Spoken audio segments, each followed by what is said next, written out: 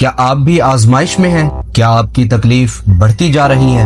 کیا آپ بے روزگار ہیں اور لوگ آپ سے منہ موڑ رہے ہیں؟ تو ٹھہریے، کبھی کبھی انسان کی لائف میں ایسی جگہ آ جاتی ہے جہاں ہر طرف سے پریشر ہی پریشر ہوتا ہے۔ لوگ باتیں تو کرتے ہیں لیکن سپورٹ کوئی بھی نہیں کرتا۔ اس وقت انسان کی کیفیت ایسی ہوتی ہے کہ وہ ٹوٹ سا رہ جاتا ہے، لیکن ہولڈ، مایوس نہیں ہونا، ہمت رکھیں، کیونکہ آج میں آپ کو ایک ایسا امیزنگ وظیفہ بتانے جا رہا ہوں جو صرف وظیفہ نہیں بلکہ بہت بڑی بلیسنگ ہے۔ یہ وہی عمل ہے جو ایک صحابی نے رسول اللہ صلی اللہ تعالی علیہ وآلہ وسلم کی خدمت میں جا کر اپنی پریشانیاں بیان کی۔ حضور علیہ الصلوۃ والسلام نے انہیں یہی تسبیح ارشاد فرمائی۔ ان صحابی رسول صلی اللہ تعالی علیہ وآلہ وسلم نے اس تسبیح کو پڑھا اور اللہ تبارک و تعالی کے فضل و کرم سے ان پر ایسا کرم ہوا کہ ان کی ساری پریشانیاں دور ہونے لگیں اور ان کے گھر کے مسائل سارے حل ہوتے گئے، رزق کے اسباب کھلنے لگے۔ یہ تسبیح کون سی ہے؟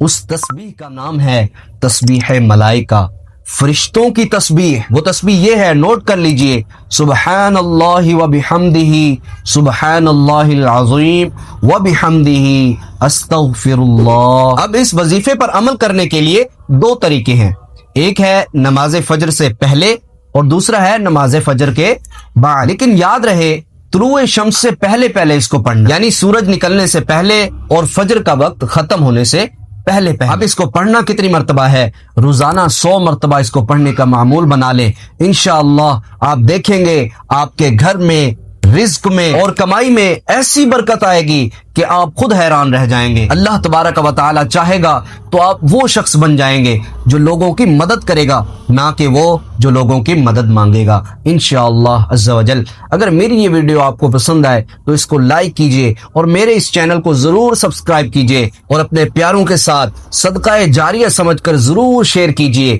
تاکہ ان سب کا بھی فائدہ ہو۔ اللہ تبارک و تعالی ہم سب پر اپنی رحمت کی نظر فرمائے، آمین۔ جزاکم اللہ خیرا۔